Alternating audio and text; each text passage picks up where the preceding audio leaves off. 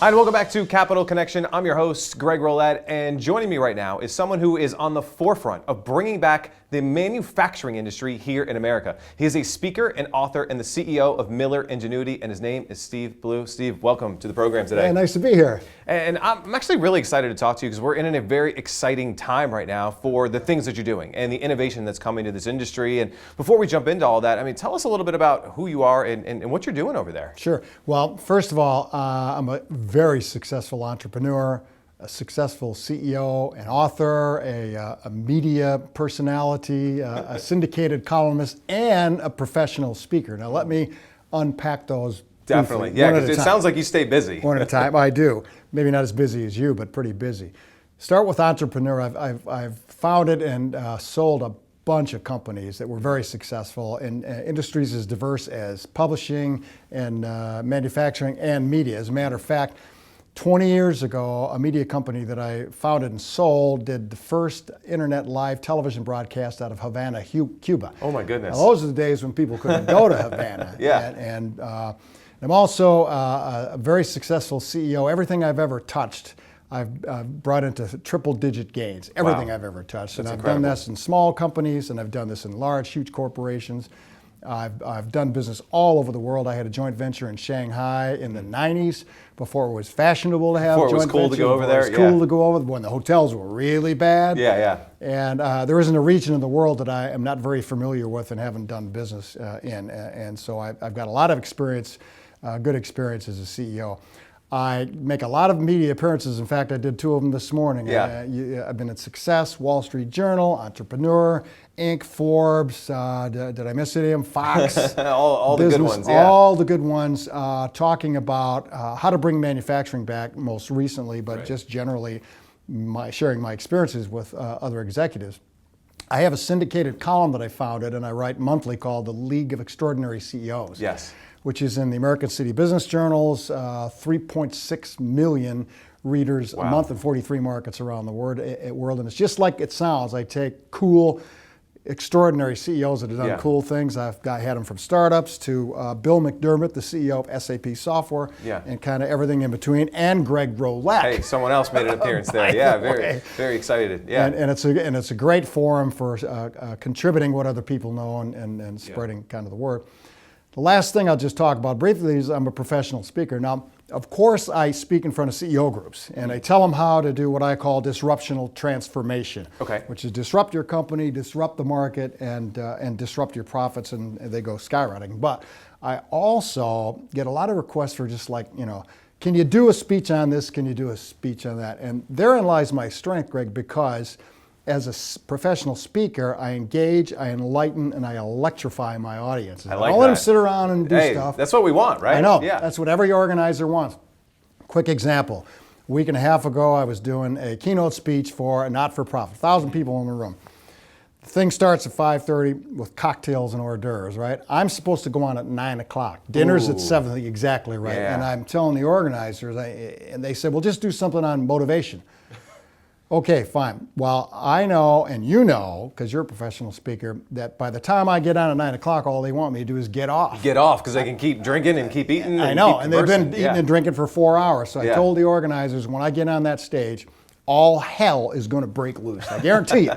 And so as soon as they announced my name, I'd all keyed up with my audiovisual guys. Rock music's in the background. I'm going through the audience like a wild man. Get up, get up, get up. Everyone clap their hands. I have people spread out all over the audience to do the same thing to make sure they do it, because God help me if they don't get up. Right. So they get them all up and they're clapping to the music.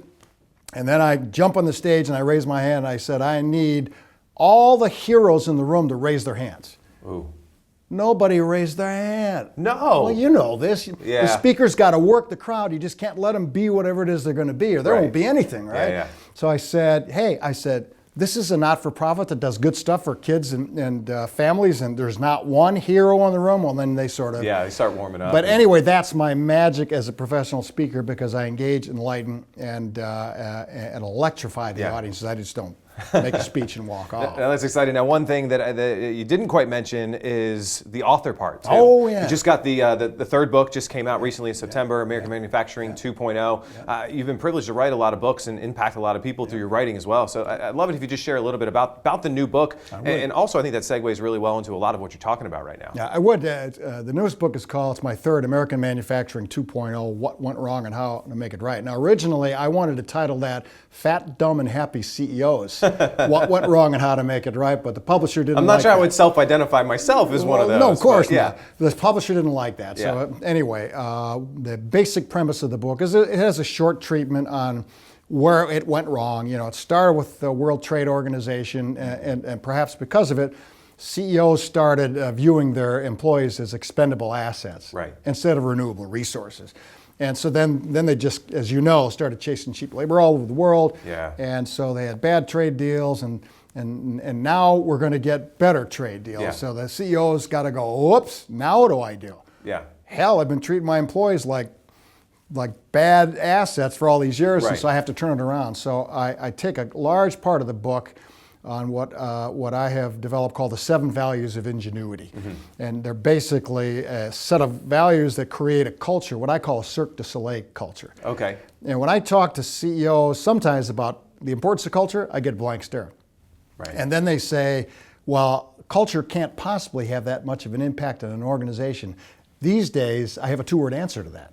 It's called Wells Fargo.